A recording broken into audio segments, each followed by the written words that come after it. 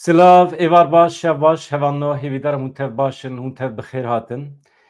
Îşev ez ê ji wara nûçe zêde pêşkêş nekim, elbet çend agahiyê me, çend nûçeyê me hene di derbarê teqîna li Başûrê Kurdistanê de.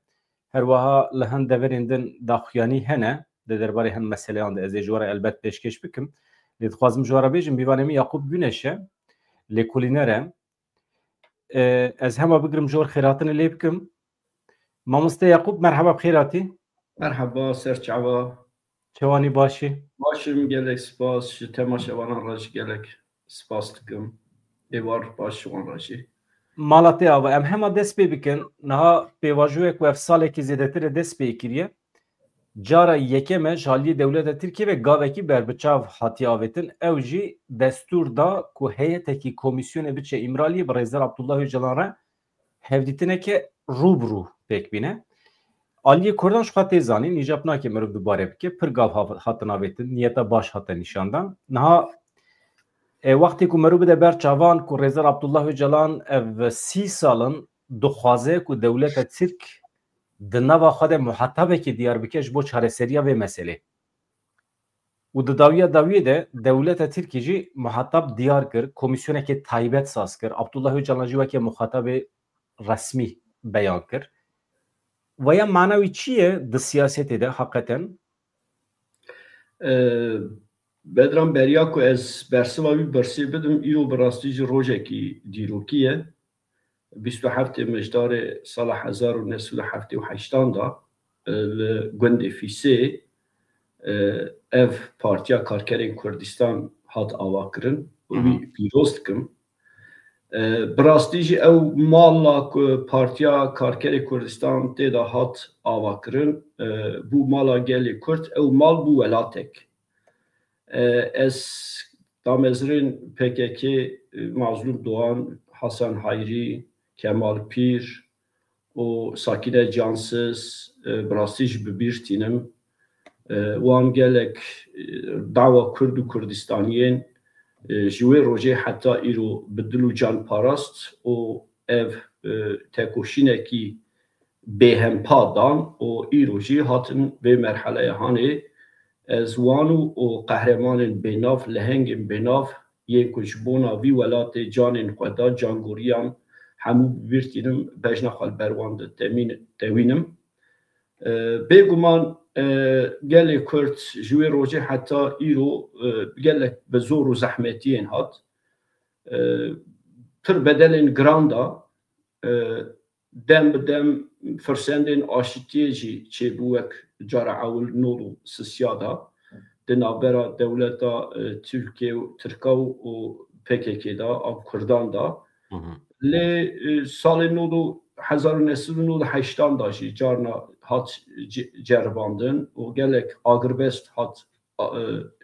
çêkirin. Lê dawiya dawiyê da bi kompleyekî Rêzer Öcalan ket destê dewleta Tirk hat girtin. Di wir da jî dem bi dem bi dewletê re xwast têkilî dayne ev pirsgirêkan ku tê qalkirin meseleya Kurd û Kurdistanê birên aşîtiyane were çareserkirin. Lê dewleta Tirk wan tim bi gorî firsendên xwe bi gorî berjewendiyên xwe nirxand lê dawiya dawiyê da îro hat li vê rojahanê qelibî. Na em kesên ku Rêzer Öcalan ji nûva nas dike bi rastî jî tim li muxatabekî digeriya heta ew röportajê ku bi Mehmet Alî Birant ra hatibû çêkirin. Ew röportajê wî demên bi rastî jî bi taybetî hat weşandin Fatih Altay ra hat kirin. Di wê derê da jî rasterast dibêje dibe ez ji bona ku ev meseleya hanê were çareserkirin ez li muxatabekî digerim. Lê dewleta Tirk tim wek Kurda wek terörist, Öcalan jî wek di navanê nûkê da bêjim wek terör başî pênasekirin. Lê ev konjektûra ku du şerên Hamasê û İsraîlê şûn da ev pêvajo hat li vê dere qelibî dewleta Tirk ji ber vî konjektûrê mecbûrên hinek meseleyan bû mecbûrê Kurdan bû. Ji ber vîya dewletê tim digo lî pirsgirêkên me yên hebûn û tunebûnê heye لی ام جی زانم که دمن کریتیکین دیروکی دا دما ترک کردا قوتا کردا حزب کردا لپاش و حسنه که آنجی یکیتی بوان را چه نکه تکت چه اف کنجکتور با آلی که دولت ترک و کرداجی مجبور کرد شبر که دوی کنجکتور هانی دا دوام کرنا شر اقواسا انرژی هم جبونا کردا بگوری من زراره که مزن وی بدا کردا هم جی دولت ترک دا زراره که مزن دادای بلکه جی او دولت هانی جی تکت چو لی دبو سدمن گلک پرسکرین کندن لی ام دبینن اف پی واجو هر چقاس داخویانی و گوتنو دا علی فکر و رامانا دا لگورن دلین کردا لگورن داخوازین پککی ین برجی نبه لی هات کوهرتن هات وی مرحله هانی جارا اول اجالان براستیش دو جاره ده واری دیپلوماسی و آنجی واری سیاستی دا تی مرحله کی گلک دا هم ده دیروکا ویا شخصی دا هم ده دیروکا گلی کرد دا ده مرحله کی گلک آستا بلند دا دو جاره بالی دولت دا ترک دا مخاطب تی قبول کرن یک او مطابقات چاره سریا یا بری 2000 دولما باحچه دا دولما باحچه جارا اول بود داخوازن گلی کرد در سرناب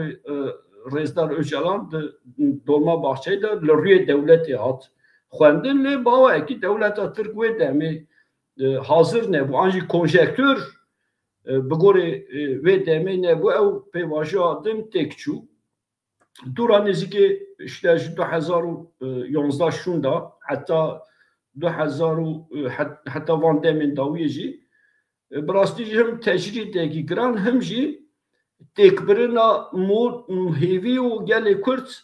تک بچه دولتی کنسپت کی دعوا کرن لی باوا اکیجی او جی بسر نکت داویه دا اف پی واجو hat dest بکرن به گمان کرداجیش بولا کوی پی واجو هر سری آنجی بمشه گلک بدلین گرانجی دا پارتیه کی وک پککی ده حافظه یا گلی کرد دا پیروز ده hat قبول کرن خو فسح کر سیلحتانی چیاین کردستانی والا کرن سینورین چیاین کردستانی والا کرن واناجی به گمان ده چاوی گلی کرد پر بدلین مزن بو لی دوی پیواجه هنی دا بلکی که گاوا که هری دولت ترک لبهنبری اقواسا گاوا هفتی اف گاوا براستیجی آوکرین کمیسیونه داخواز رزدار اوجالان یعنی رزدار اوجالان به اصرار دگو اف گره کمیسیونه که برای آوکرین نه 2012 دا پیش نیاد 2012 یعنی اف فکر براستیجی فکر رزدار اوجالان بود لی باوه که بلکی دولت ترک اف کمیسیون آوکر و جارا اول جی دولت ترک به سه کسا سرناوی کمیسیون سرناوی مجلس ترک حتی به دستورات ویجی لزیده بکم تشتا که رزدار اوجلان پیش نیاز کر کمیسیون حقیقتی بو وقتی که آلیین شرط نجمه هفو دو خوازن آشتی پیک بینن دوی کمیسیون که تایبت هبه که حقیقتا لیکولین بکه کیجان آلی هری زیده در کتیه در وی پرنسیب شر دوش بکانیه ها آلیه کردان ها آلیه ترکان اوجلان اوجی پر وکیلی پیش نیاز کرد یعنی اگر خیرجوی کمیسیونه که مجلس یان فرمی ev de şerana براستی yani وک عقلمند وک کسی که خودی وجدان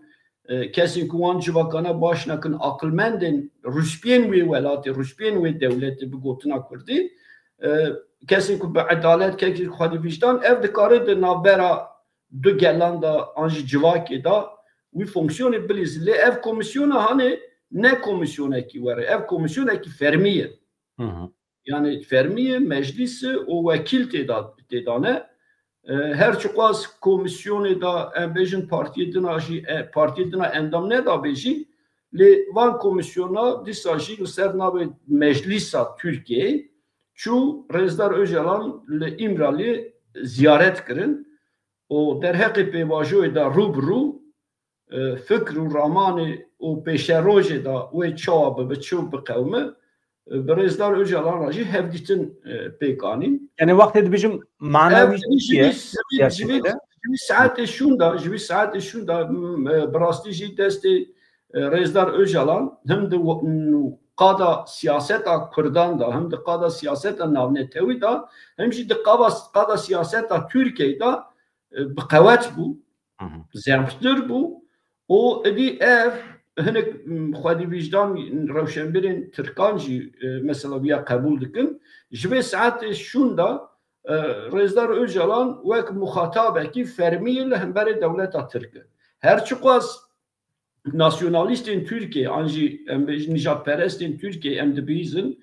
dibe gere ev peyva muxatabbûnê ney bikaranîn ji ber ku dema ku meriv behsa muxatabbûnê dikin maseyekî heye ویا نین زمان ویا هنکتن ام بیش شوندا بخون لی د سیاست دا اف دی جوی مرحله درباس بو یعنی اگر کل سرناوی مجلسه کی کمیسیونه کی بچه یک کسی کی زیارت بکه پیرا هنک مسئله یا بده بستینه فکری وی بگره جوی ساعت شوندا تو دی نکاره بیش او مخاطب نینه آنجی از مخاطب ناگرم یعنی اف دی کتی نابا قادا سیاست قادا فرمی بروی ev hevditin brastici moral motivasyona siyaseta kurdaj geliştin astekidin. Şber ku ev pevajo mesela pevajo edin da belki ev merhale hani tüne bu. Em be pevajo tek bütçe devlet Türk ba awaki de nava qada siyaseti da carekidin de karibu kurda وک ریخستنه که آنچه پکی وانچه داخوازی کرده بر ریخستنه که تروری دا گری بده و هنک وی پیواجو هانی خراب بکه ایلی جوی ساعتی هانی شون دا جبر کو پکی چک تانی پکی وارگه این خوین کلشکری گشتک والا کر و دولتشی جاره اول دا آلی فرمی دا اف گاوا هانی هابد شو امرالی جوی ساعتی شون دا دقاد نونتوی دا دولت ترک و نکاره کرده وک ریخستنه که آنچه داخوازین کرده لسر ناو ریخستنه که تروری بیناسه بکه جورشون دا دوان دوی قاده دا کردان جی ام بیجو تنه بحسبینه یعنی وی دمی مربوط کاره ببیجه جوی ساعت شون و ایدی وگر جوی پیواجوی چه ناوه یعنی ایدی دولتی که مجبوره پیش که دوی پیواجوی ده yani merv nikare seri set ver bejiş berku merv niyeta devleta Türk çiye Çin'in prezede nizanim ev parik gredayı konjektürü eğer ki konjektür delehin devleta Türk da vere guheftin Türkiye vi pevajo haneji xirabdık le pevajo xirabıji Kürt xwedi avantajı bi goremin çima xwedi avantajı berku edi diqadin navne tewi da ki em dizanı belki de baş verdi da nava vi planı programı hani da qende ku tiştin dikevi çapemeni ne ku teni Türkiye ev planı ki dizaynkarın rojlata navine jber viya şunda ev avantaja vi pevajo hani anji avantaja komisyona çuyna imrali jivir şunda Türkiye nikare kurda anji daxwazên kurda li ser rêxistinekî terorî pê nasê bike pêşî li viya hat girtin Edi Kürt ji vir şûn da di qadên sivîl da di qadên demokrasiyê da çi daxwaz bike heta Kurdistanekî serbixwe jî daxwaz bike federasyon jî daxwaz bike xweserî jî daxwaz bike ji vir şûn da daxwazên Kurda di qadên navnetewî da edi wek rewatê dîn meşrûtê dîn ev bi gorê min pir mühim e tabi naveroka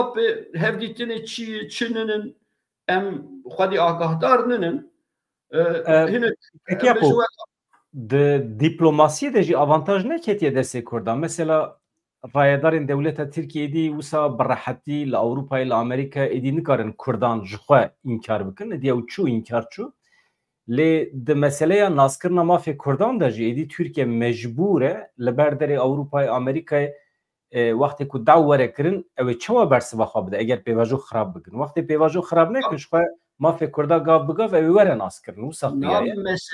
encamên meseleyên siyasî tim destê dîplomasiyê jî xurt dike divir da parîkî mesele dikeve ser dîplomatên Kurda yan jî kesên ku li ser navê Kurda dîplomasiyê dimeşîne parîkî vîzyona wan û mesela wan in ویا به هر اوای دقاد نافنتوی دا دیپلماسیا پیشیا دیپلماسیا کردا جی بکر جبر کو حتی نادم کو شرچه به دم کو اف مخاطب نه عطا گرتن و دم دولت ترک لبرچاو دنیای همو دا خوازن کردا بگوری خوشی رو بده کرن آنجی برای خستنه که تروری دا ناونینو که دا دبشم تگریدان و بوی پیشیا کردا دگرت لجبر شون دا ام بیشن کرد راحت دکاره داخوازی خوین نتوی ولات ناونتوی ام بیشن سازیا ملت ناونتوی دا yani Birleşmiş Milletler راحت کاری بینه زمان کس problem از تنه ترتو فکر ملت کرد بینم زمان از شروعاتجی مرخ دکم problem تنه اوه هن در دور دبیجن اگر دوا کرد وقت دوا کی نافقای ترکیه وره پیناسه کرن yani تنه problem کی دموکراسی و دمه لینگی ما دیپلماسی هنه کی کلکت به جبر کو اوجمره ببیجن نتوی یک بی ولاتین اروپا خلکی اوجمره ببیجن یا problem کی نافقای ترکیه ام داخل نوا مسئله نافقای ترکیه نابن problem کی دموکراسیه هونه دنوا خود حال بکن هونه تیب کوشن نه یک اف هه یک جی چوا کتود بیجی روبرین تبگیرا کرد دوان نتوی اگر در بخم پیش دیپلماسیا خواه خبات خواه لدر و لسر مسئله نتوی پیش بخن و دمی آوانتاج دکاره بکه و دستیوان آنها problem اود نوا کردان دا دو بندی چیویه دو بش هنک دی بیجن اگر دوا کرد ببه نافقوی ترکیه ام زرار دکن هنک دی بیجن عاجیلن دی ام دوا خواب کن دوا کی نتوی دقادا ناو نتوی ده تو چوا دی بینی به مسئله یعنی آنها پوزیسیونا تفگیرا کرد دوان کردان وکی دوا کی نتویل ترکیه دی بینه یا وکی دوا کی دموکراسی دی بینه problem مرف وی مسئله به دو آوای بنرخینه اگر که اف پی واجوه هانه ام بیشن برس بارزانی طالبانی آنچه باش روژاوای کردستانی نابا وی پی واجوه دا هانه دا نبا آلیکاری نه دا وی پی واجوه هانه مرف دکاری بود دقادا نبنتوی تا بگو تا اف صرف علاقه یا مسئله کردن باکورو ین ترکیه یا نافخوییه لی مسئله نکو تنه اتفاقا آنجی هفکاریا مسئله کرد باکورو یه ترکیه دما کو مرف همو کردا یعنی امبیشن کردین پرچه این دنجی اگر کو آلیکاری بده بی پیواجه هانش بونا بی پیواجه بکه به نو حودانه اشخوا بینه به مسئله دکه به مسئله اکی نو نتوی امبیشن پروژه کی دبی پیواجه هانی دا برز بارزانی دناو دایه طالبانی دناو دایه روجاوا دناو دایه پکی تو چاوا مرف چاوا وی تبلیبون هانی وک پروبلمه کی نافخوایی یا ترکیه یا دموکراسی کاره ببینه یک یادن جی ادی مسئله کرد و کردستانی مسئله کردا جه دموکراسی بونا نوا ترکیه درکتی مرحله کی دن دات نرخاندن مسئله کردا دی مسئله کی ناونتویه ایرو کرد لروجابا براستیشی بش نزدیکی 6 دولت عرب به اتفاق تبدیگره bu koalisyon tebdigere ve hevkari koalisyon tebdigere o le başur disa embejin federasyon eki fermi jhamu ali dünyayı da hati naskirin heye vanajı de navavi mesele daye dema ku eğer ku çerçoba akvasa freme tu ne karışır şunda vi mesele ve demokrat وک مسئله کی دموکراسی نو ترکیه بنرخینه جوی مزنتره ev mesela hani her çıkaz Türkiye dixwazi bir mesele parî teng bike wek em bêjin dibêjin çavê sêmîn bira tune be çavdêr tune be welatê din nake bi nav lê esas mesele ji vir şunda dest pê dike tu bixwazi nexwazi mirov bixwazi nexwazi ji ev polîtîzebûna ku Kurd hatî merheleyê بگومان که به قاعده ناونتوی ده آستکیدن داتی نرخاندن کردیجی داخوازی خواه گاوشون دا نافتی دالی تئوریک دا دالی گوتن دا belki hinek tişteyi bugore dilin Kurdan nay gotun bugore dilin Kurdan ne le ceme ku de herke jittiş ente kısadan mestere Cemê ku tê herikandin ew qada rêya ku Kurd ketiye ji tiştê tê qisedan tiştên teorîk mezintir e. Yani belki teori şekilde da dava Kurd Kurdistan'ı Ali Fikri da le îro konjektür û pratik Kurda mecbûrê hinek tişta kiriye. Ji bir şunda tu Kurd nikare be ev mesela hani meseleyekî perçeyekî yek welatekî ye. Em bêjin Kurd wê merhelê da nenin.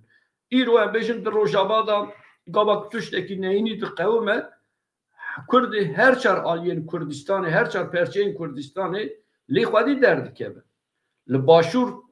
tiştekî tê serê Kurda hemû Kurd bi yek hîsekî lê xwedî derdikeve. Li Rojava dîsa were, li Bakur dîsa were. Ev bixwara ew ê jî tîne. Yani em bêjin di alî teorîk da çiqwa her çiqwa zayıf jî were xuya kirin lê di pratikê da di rastiyê da bixwara encamên pir erînî jî tîne gere meriviya ji bîr neke. Çima min ev pirspirsî divan demên dawî de rêveberên tevgera azadiya Kurd dibêjin eger li Türkiye demokrasî çêbibe mesela me hal dibe. Lê ez dibêjim belkî ji ber ew ye. Eger Türkiye bikeve nava atmosfereke demokratîk wê demê imkanê me tekoşînê çêdibe. Ne ku mesela me hal dibe. Mesela me wisa zû hal nabe meselekî me meselekî nav netêwiye hatta meselekî nav netêwiye. Ama Türkiye'de atmosfereke demokratik çêbibe qet nebe merû dikare dawa xwe bêşer bi pêş bixe. Belkî di wê maneyê de bikartînin hinekî şaş tê fehm kirin. Ez dibêjim hinekî merû gotinê xwe baldar be meselê zelaltir bîne ziman baştir e. Hakikaten kek Yaqûb pêdiviya milletê me bi daxuyaniyên pir vekirî heye. Gotin carna pir glover diçin, nayne fehm kirin, pir dirêjin, li dora hin têgehan em diçin tên. Ez vana behsa daxuyaniyan dikim. Merûn çawa ji nav derdikeve nizanim. Lê pêdiviya milletê me bi şeffafbûnekî heye. Ya bêguman na bi rastî jî mesela em hemû Kurd, hemû kes ez ser navê xwe bêjim em merex dikin di navbera komisyon û Rêzdar Öcalan da çi hatî qisedan. Çawa hatî pêşwazî kirin. Naveroka hevdîtinê çi ye? Gere ev hinek din eşkere zelal bêguman ji Kurdan re bêgotin ji ber ku em jî di navgel danin, em jî dibînin. Baweriya Kurda bi vî dewleta hanê tune ye. Gelek şik û guman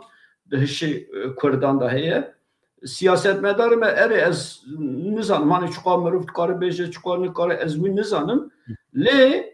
gere hinek hesasiyatên Kurdan jî, hîsên Kurdan jî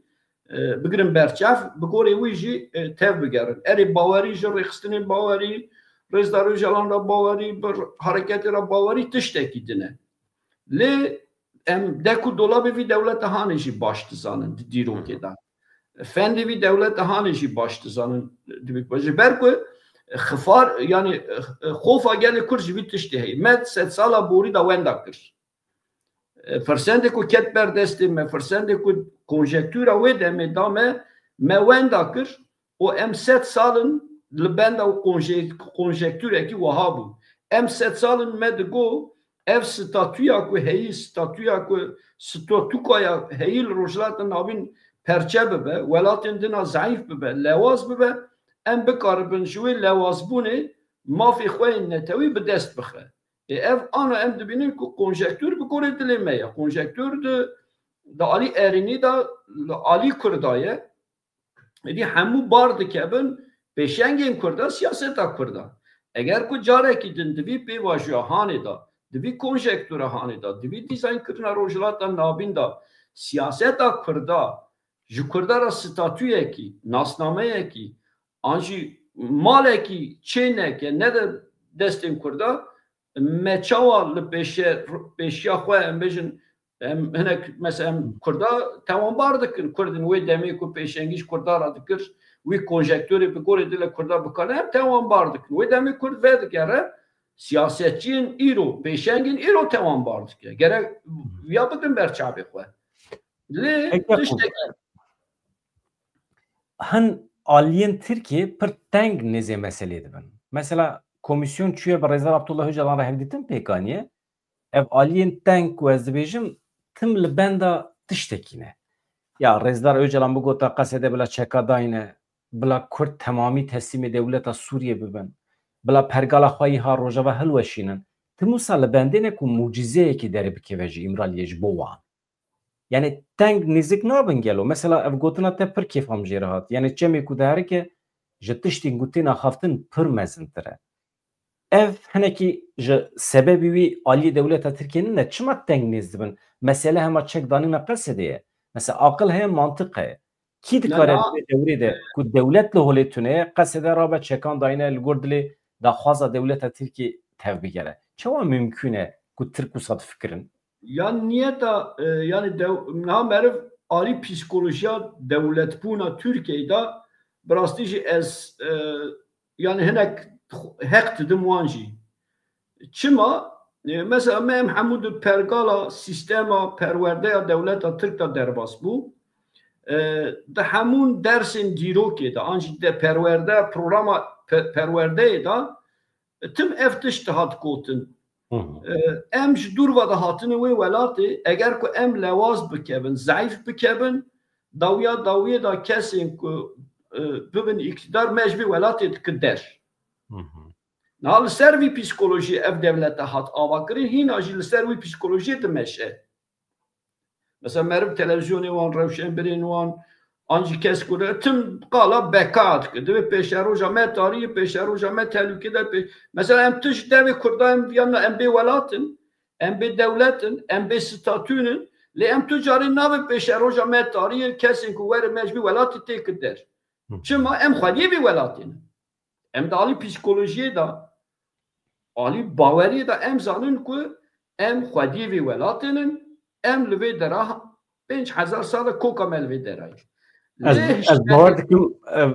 tespîta te pir rast e. Ez bawer dikim psikolojiya wan ji wê derê tê ji ber ku pir belav bibin heta Bakurê Afrikayê çûbûn ew derketin hatin qewirandin ji Bakurê Afrikayê heta Anadolyanên ji welatê Kafkasya hatin derxistin ji ber vê ev psikoloji yadin jî meriv were ser CHP Cumhuriyetê na herkes divê işte 1923 da li Türkiye devletekî nû tava kirin ji alî Mustafa Kemal ra erê devletekî nû tava kirin lê ê ku esas devletekî nû nebû bürokrasiya eskeriya leşkeriya Osmanî va devlete hanê dewr girt bürokrasiya Balkana leşkeri ya Osmanî devleta Osmanî dewr girt ji nû va devletekî din ava nebû. Sırf xelîfetî û saltanatî hat rakirin lê sistema devlet divre da kî kes. Mesela meriv bürokrasiya wê demê binirxînin hemûn di dema Osmaniya da yên ku hatî dewşirmekirin di Yeniçeriya da zarokê wan mezin binin di devleta Osmanî da biye subay ew bêwelat bûn eger ku ev devleta hanê nata avakirin wê biçiyana ku. Amer bürokrasiya Balkana a Roma yani îro em bêjin Karadeniz ji nava Türkiye derxin tişkî namînin. Parêkî jî ew hakikaten jî ev jî tespitekî baş e. Türkiyeya îro jaliyê xortên Balkanî ve tê birêve birin. Yani Arnavut Balkanî û Romê ku biye Türk. Aynen. Ev bürokrasi, ev yani oligarşi. Türkiye ne de destekandaya. Türkiye ne de destekandaya. Mesela tuşu Kayseriye, Yozgat'ı, Çorum'u, Sivas'ı, em bejin welatên Karadeniz'e yedin da tu kesin bürokrat, kesin ku merhaleye da devleti bi gorê jî sermaye hat dizayn kirin. Esas yani mesela tu biçû Kayseri, tu biçû Nevşehirî, tu biçû Yozgat'ı, tu biçû Çorum'u, tu biçû Kırşehirî mesela wê gelê bixwe bi Kurdara pir nine. Lê sankî meseleyekî bi Kurdara heye ji hêla vî bürokrasiyê da alî psikolojî da tim empozeyên vî gelê hanê biye. Sermaye hemû berjewendiyên Çînî jî bi gorê vî hat dizayn kirin. Hemû pergal jî perwerdeya pergalê jî bi gorê vî hat dizayn kirin. Bêguman ev vana jî naxwazin ji destê xwe derbixin yani. Parêkî meriv divê meselê da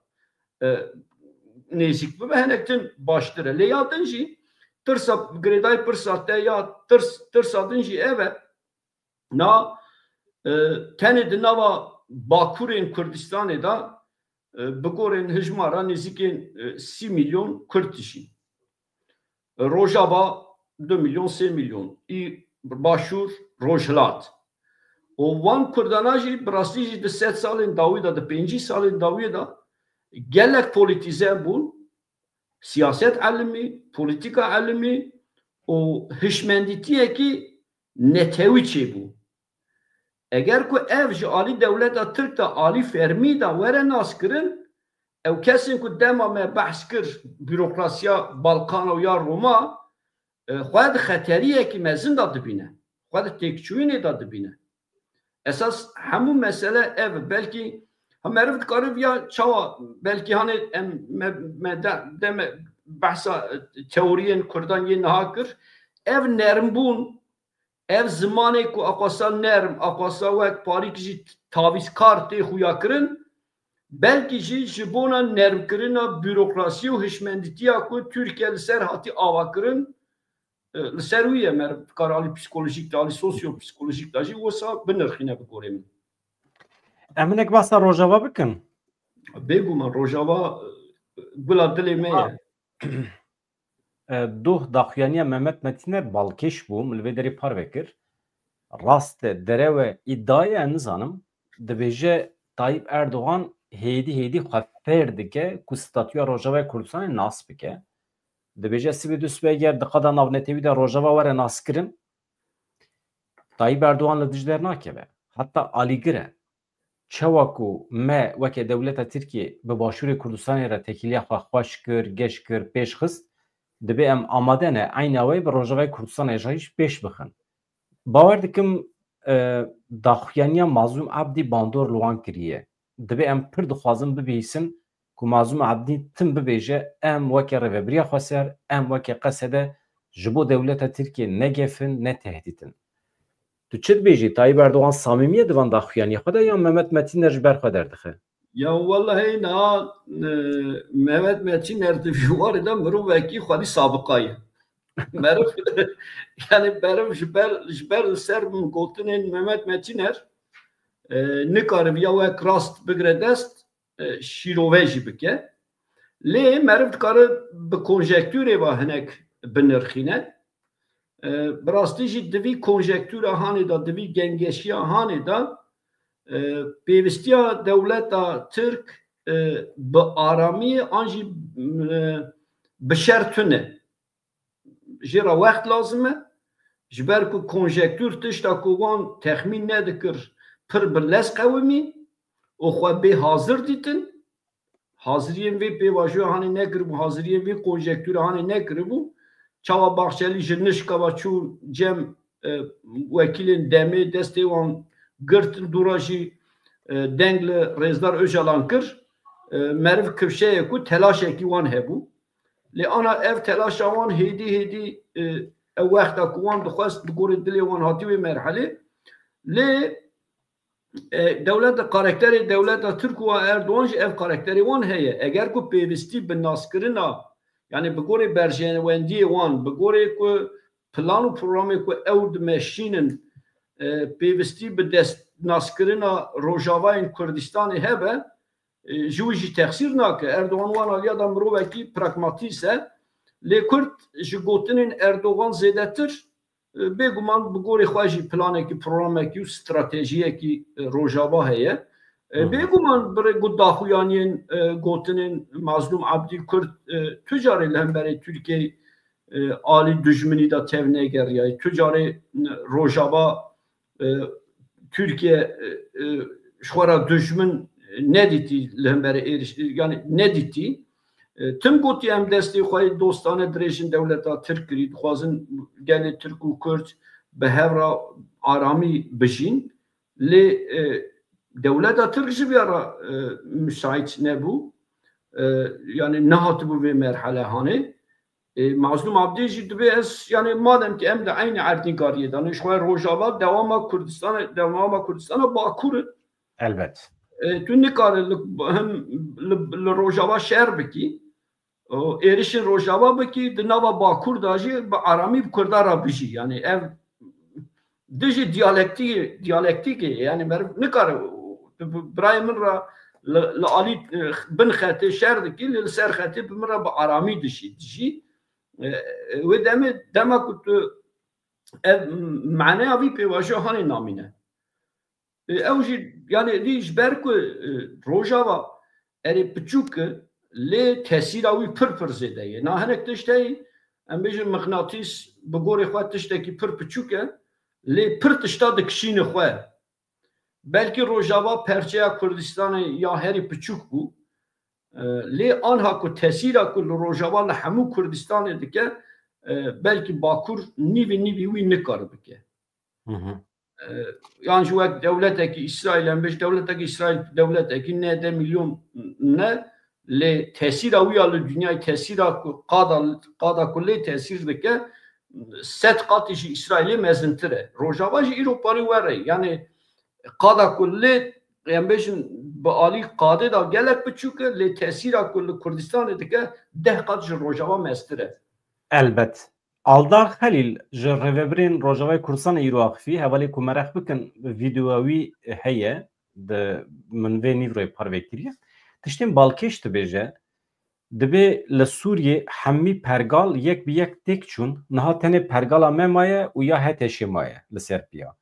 Ve dibe em bala xwe dinê Durzî jî, Elewî jî, hin milletên din jî heta Sûniyên Ereb jî pergala me tercih dikin. Ji me re name dişînin, peyam dişînin, heta qismekî wan tên Rojavayê Kurdistanê xanî dikirin, têda bicih dibin. Dew li me dikin ku em vê pergala xwe li temamê Sûriyê bicih bikin. Niha tiştekî wisa heye Elewî pir vekirî vê meselê tînin ziman. Heta dawa federasyonê jî dikin. Tu çawa dibînî pêşa roja Sûriyê ber bê perçebûnê ve ew ê biçe? Yani du rê heye. Sûriye yani Aldar Halil wisa dibêje ya Sûriye bi vî şiklî şerê navxwayî çê dibe tamamen perçe dibe. Elewî û Durzî û Sünnî û Kurd herkes aliyê xwe ve dibe xweser yan jî dibe dewlet. Yan jî pergala Rojavayê Kurdistanê li temamê Sûriyê tê pêkanîn û Sûriye yekgirtî dimîne. Tu çawa dibînî van meseleyan? Na Sûriye bi rastî jî welatekî taybet e. Meriv nikare meseleyên Sûriyê wek meseleyên Suudî Arabistanê wek İranê heta wek Iraqê bigire dest. Yani Sûriye bi rastî jî him pirrengî, pirdengî, pir olî ye. Meriv dema ku sîstema Heteşê dinirxîne na Heteşê motivasyona ku Heteşê li ser hat avakirin ew hişmendîtiya ku Heteşê li ser hat avakirin meriv lazim e hinek behsa wî hişmendîtiyê wî felsefeya ku Heteşê li ser hat meriv wî bike. Bana mesela em bêjin motivasyona Heteşê çi bû? Çi motivasyon bû ku ji nişkaba ji Iraqê heta Sûriyeyê sînorê welata guherand. Wan çi digo em welatekî İslamî ya ku bi şerîetê bi rêva dibe divê demê hanê da Iraq Şam İslam Devleti yani em ava dikin û hemû motivasyona wan jî bi destxistina welatekî û îlankirina şerîetê ya İslamê bû erbinin. Rast e. Peki meriv li demografiya Sûriyê û li sosyolojiya Sûriyeyê mêzeke ev bi gorê vî projeyê hanê bi gorê vî hişmendîtiyê anna tu mêze dikir di Sûriyeyê da Elewî heye, Durzî heye, Kurd heye, Erebên Sünnî heye, xêr ji wî jî Xristiyan henin, Asûrî henin. û tu van hemû pêkhateyên vê civaka hanê bi Heteşê re bi rêva bibe. Ev dijî yani dijîn demografî û an jî sosyolojiya Sûriyeyê. Yani Heteşê ez bawer nakim yani ji ber ku Heteşê tenê jî wek homojen nine di nav xwe da koalîsyonekî ye. Mesela em zanin ku Heteşê nîzîkî 13 rêxistin bi 13 rêxistinan pêktê ji Özbekan bigirin, ji Ereban bigirin, ji cihadîstên Fransayî bigirin wek koalîsyonekî radikalên İslamî yê dünyayê ye. Heta mînaqekî pir balkêş jî bidim. Çend hefte berê şer di navbera cihadîstên Fransayî ekîba gruba Fransayî û Heteşê da derketin آنها او حرما که جهادیستین فرانسی کنترل دکه کتنا هتشی لوی داری قدخه یادن هتشه وعده کی به موتیواسیونه که اقاسا کوالسیون همی جمعه کوچی کو هم ولاده کی اسلامی آباد کن لی آنا دناوه هتشه دا گروبین گلک جشارا عاجزی هیه دبیت ام خاپاندن تاگو ام دولته کی اسلامی آباد کن ام شریعت اعلان دکن لی تو ایرو به امریکا را به انگلتره را به اسرائیل را به دولت را تفدگری تا اسلام و شریعت و او هشمندیتیا که ام سر هاتو باوا کرن تاوی جبیرا کری تو دریکی دنده دمشه حتی چند جاراجی سویقاست لشاره هاتی کرن ایرو تو مزد که علویان جارا اوله لسر داخوازا گازل الگازال کتن کولانا gelek jî tevlîbûn çêbû nerazîbûna xwe ya li hemberê HTŞ bi awakî sivîl anî ziman li HTŞ grûbekî HTŞ ETŞ hişmendîtiya wan ciwarê êriş kirin bi awakî gelek kes carin hatî kuştin Duruzî acizsin Elewî acizsin Kurd acizsin tu çawa dikarê li hember vî sosyolojiya hanê vî ewa hanê li pêya bigire her çi qas welatên navnetewî bi gorê min dixwaze şara li ew jî bigire li pêya jî bigire lê di dünyayê da an jî di alî ilmên sosyal da eger ku herekete jî an jî fikrekî tu carê nikare li dijberê sosyolojî bi ser bikeve kî li hemberê sosyolojî şer bike dawiya da mecbur ku tek diçe. Sistem gere bi gorê sosyolojî were ava kirin. Meriv li sistema qesedin, li sistema Kurd pêşkeşê Rojava dike meriv mêzeke pir rengiye, pir dengiye û pir olîye. Dibe herkes. Lê bi gorê min dawiya da Sûriye wê wek İsviçre, wek Swêsrê eger ku bikarib wek kantonên serbixwe bi hevra bijîn dawiya da bi gorê min tê wê merhelê lazim ku were wê merhelê Girêdayê Türkiye eger Türkiye ikna be mümkün e. Yani hem girêdayê Türkiye carna hinek tiştên ku diqewime bi rastî ji carna qeweta Türkiye jî nagêjî. Tu nikare tim yani 5 sala 6 sala welatekî din bi erkekî bi çekdarî tim bi kontrol bike. Ev dünya dijî dünyayê derket em di şerên sarda dema sarda ninin yani. Em di dema demekî dijital da dijîn yani. Dünya hemû jî hev tesîr digire. Dî ew qewetên leşkerî pir zêde li hemberê sosyolojî nikare bi ser bikeve. Dikare îşgal kir, dikare dem bi dem krîza çê bike lê wek 30 salî, 40 salî, 5 salî, 10 salî an jî 5 salî bimeşîne ev ne mümkün e. Yani tişta ku em viya zelalît karin bibêjin, tişta ku dewleta Tirkiye xeyal dike Sûriyeyeke yekgirtî qismî demokrasî yek netewbe Kurd jî weke takekes tê de bikaribin bikin siyasetê îşmişê xwe bikin yani ev Sûriye çênabe herema xweser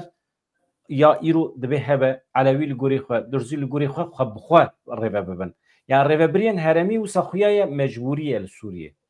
Ya mecburiye şu tecrübe bu Türkiye'nin peşiya ya gelemiş belki Türkiye ditirse.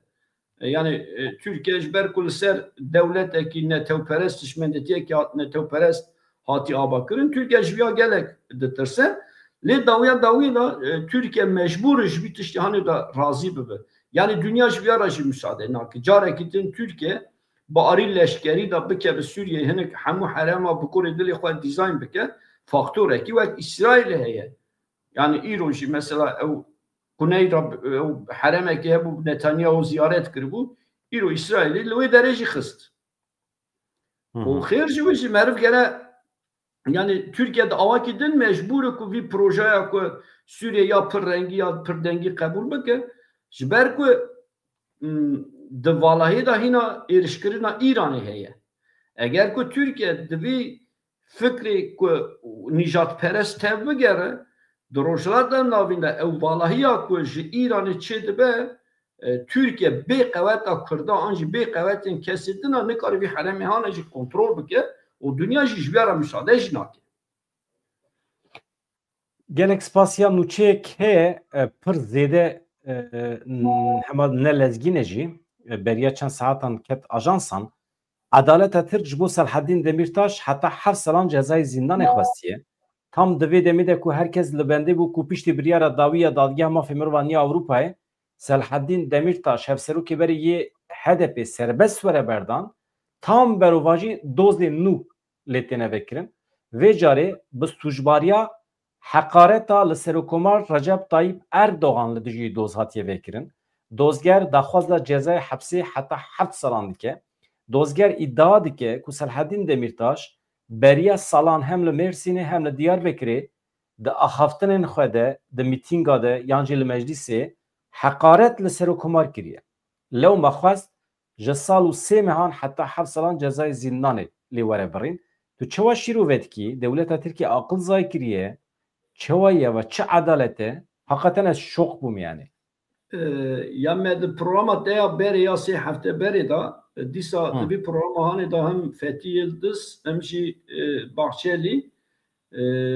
derheqê Selahattin berdana Selahattin Demirtaş da daxuyanî dabû. Heta wê demê jî tejmik pirsî û tewta gelo Selahattin Demirtaş tê berdan min jî gotibû ku dû ez texmîn nakim dû daxuyaniya Fethî Yıldız û Bahçeli ra gotinê vana li erdê bihêle. Lê di navberê da sê hefte derbas bû û ew gotinana li peyama li erdê hiştin. Bu dûra jî dawayekî tin vekir. Ji ber wî meriv yani dema meselê de me got dek û dolabên fendê vî dewleta hanê gere meriv baş bizanibe. Vana bi gorî dilê xwe tev digerin. Normal em hemû Kurd li benda berdana Selahattin Demirtaş bû. Lê vana ji dawê nû vedike. Ji ber ku dawê nû vedike kivşeyê ku vana bi gorên xwe hîna nehatî alî hişmendîtî da nehatî merheleya ku Selahattin Demirtaş derkeve derva û di qada siyasetê da cî bigire hîna ji bona xwe talûke dibîne hîna di wê merhelê de ne yani hemû dawên ku li ser Selahattin an jî siyasetmedarên Kurda tê vekirin ji xwe naverok diştik valayî û alî hukukî da tu naverokekî wan tune hemûn siyasî li dewleta Tirk bi çend projeya tev diger yani di konsepta dewleta Tirk planên ku dewleta Tirk dimeşîne yek alî ne aliyekî wek aşîtî xwastê xuya kirin alîkî din şer dike alîkî din komplo dike alîkî din di qadên navnetewî da dîplomasiya di aleyhên Kurdan da dimeşîne alîkî din da jî vedgere dibe em meseleya Kurdan çareser dike xuya ku hinek pêwistî hin di wext ji dewleta Tirk ra lazim ev ya jî bi gorê xwe bi dek û dolaba heta niha birêva dibe lê dawî çawa dibe bêguman em ê pêşa rojê de hinek din bi zelal bibîne. Du mijarê me hene ez hema dixwazim wana ji te bipirsim. Yek ji te nepirsim jî dibe ama mesela qada gazê a Kormorê hatiye bombekirin ez bipirsim lê pêşî ez agahî bidim hevalan Parêzerê Reza Abdullah Öcalan İbrahim Bilmez eşkere kir ku şert û mercên tecîtê yên li girtîgeha İmralî hatine sivekirin di helwesta rêveberiya girtîgehê de guherîn çêbûne li gorî agahiyên ku Bilmez dide helwesta wezîfedarên İmraliyê li gorî berê birrêztirin hürmet tê nîşandan şertên tecîtê hatine siskirin derfet û îmkanên nû yên Öcalan wihan e mafê sohbetê heye Öcalan edî dikare bi girtiyên din hevalê xwe ê PKK'yê re li girtîgehê peywendiyê dayine hevdîtinê çêbike çend saate nizanim belkî 24 saat jî mümkün e pirtûka pes serbestî dikare bixwîne televîzyonan temaşe dike çend kanalên televîzyonê ku jê re hatine veqetandin lê belê heta niha înternet li İmraliyê tune ama bi şiklekî din înternet jê re hatiye vekirin ne hatiye vekirin ez wî nizanim. Niha vaya yek ya dijî kek Yaqûb ev qada gazê ya Kormorê hat bombekirin li Silêmaniyê لگند کورموره این نحیه قادر کرمیه لنافچیا چمچماله لسلیمانیه قادر گازی کورموری با آرمانجا هلبرین پیشفبرین فروتنا برهمین پترولی ده سال 2007 ده هات بو آوا کرن سال 2008 ده هلبرینا گازی و دمی دست بکر بو سال 2022 23 24 ده جی گلک جانان ایرش کورموری هات بو کرن نه به موشکان یعنی به روکتان ایرشاتیه کرن نوسا مجنوچیان خواند جا امریکای بگره حتی انگلتره گلک در دوران شرمزار کر اف مسئله حتی هزین کوالیسیون دی بجن به هفره اپراسیون بدن دست بکرن لیکولین بدن دست بکرن کیش کریه کیرش نکریه چوایه مسئله چیه خیره چما اوسا دبه هدف سلیمانیه یعنی باشوری کردستانی ایراق دی بجن از پترول بدن و از گازی بدن و مرخ نکن مثلا نامرف از من اشارت چمابونی آنکیه دا خویانیا برس طالبانی دا بگوری من باری نت بو یعنی هرچ قاس ناو نداجی دا خویانیا خوادا دبی چکین که دنابا چکین که دجی اولی کاریا عراقی دا لازم که سلاحی وانش دستی وان گرتن آن داخل اولی کاریا ایرانی اوردیا ایرانی عراقی ببه آنجی جهوله وره را کرن مرف گوا که ناورو که برس طالبانی دبینه اشارتین بگوری من هزین گریدای ایرانی دیگه یعنی هزین گریدای حشتی شعبیه وکیدن حشتی شعبی işte پاسدارین ایرانی ارتشا ایرانی لجالی آوسترالیه و وکی ریخستنه که تروریست هات ایران کرد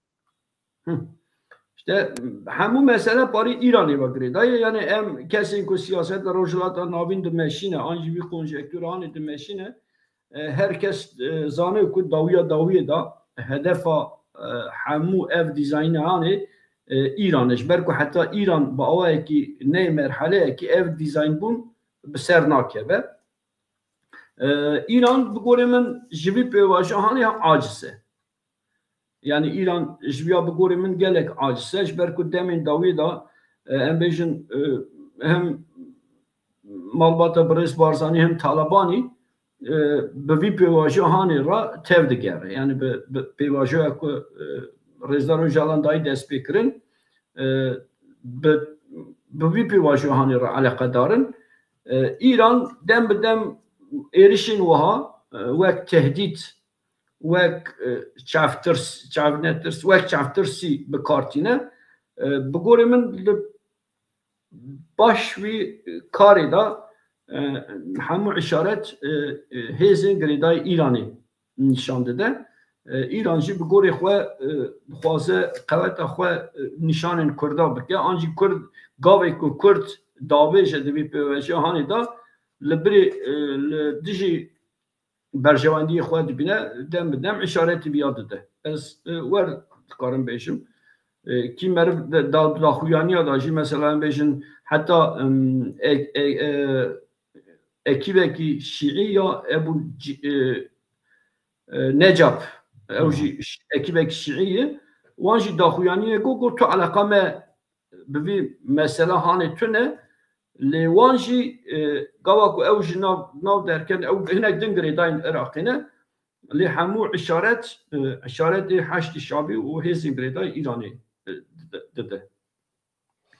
گلک سپاس مالا تیاوا هوان نو پرسی و هبن پرسی خواه بکن ام برنامه پاشه بداوید کن که اکی خوب تشتی که مجبیر کربن بپرسم یعنی تشتی که ته آماده کربه و تجبیر کربه تو ببیجی اگر هبه yani ev demek ki droberi Brez İlham Ahmet röportajı ki gelek balkeş da bu nu medyayı ne nu medya bu eri rast nu medya nu medya bu röportajı ki gelek da bu ajansa Mezopotamya rast Mezopotamya İlham Ahmet da bu nu medyayı duyur ev röportaj gelek röportajı ki baş bu derhek Rojava'da gerektin hinektin hişime zelal kır Doğruda tışla ku heri bala min kişand anji xweşê min çû du kesên ku dixwazin ji qesedê dixwazin silahê berdin ev qirara me tenê nine ev qirara girêdayên hêzên همو کسی که دنبال قصه گیده دا حتی قرار کوalisyون ایدن و کوalisyون جی حتی که قرار ندن او نکن اف نای قبول کرن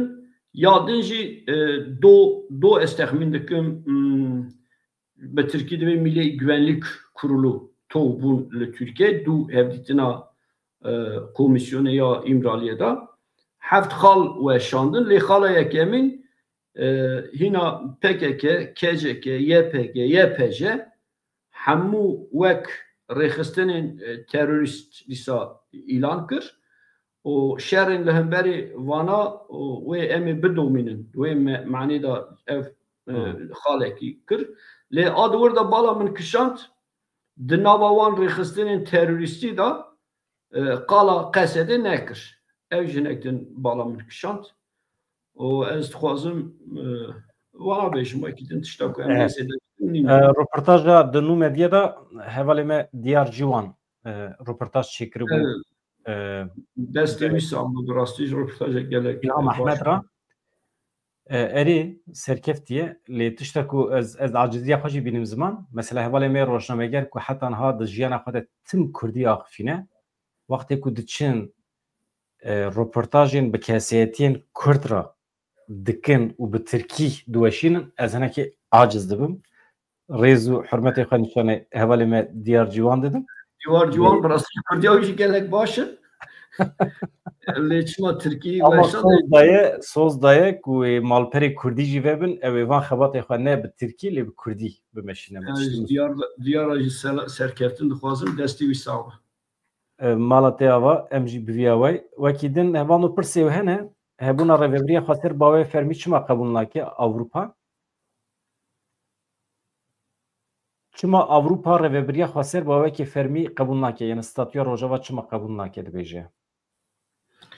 ya ev merhelenin yani merhele wê dalî leşkerî da hat merheleyekî yani qesede ancî hereketê Kurd alî eskerî da hat merheleyekî lê alî siyasî da alî fermî da ji bona ku were naskirin tabii konjektûra Sûriye û hişmendîtiya dewleta Tirk hinek astengel li pêşiya vî karê lê ez texmîn dikim ew rojana jî pir dereng nîne yani Azad dibêje em ji Demirtaş hez dikin li belê tekoşîna me ne tenê Demirtaş e hevalê Azad eştera tiştekî bêjim garantî Demirtaş sembol e em wextê dibêjin Selaheddîn Demirtaş mana wekê kes nine Selaheddîn Demirtaş tê manaya hemî girtiyên Kurd ên di zindanê de ew nê berdan mana tu tiştekî tune ye bawerî çênabe baweriya milletê me bi pêvajoyê çênabe samimiyeta dewleta Tirkiye di berdana Selaheddîn da ye ew qas vekiriye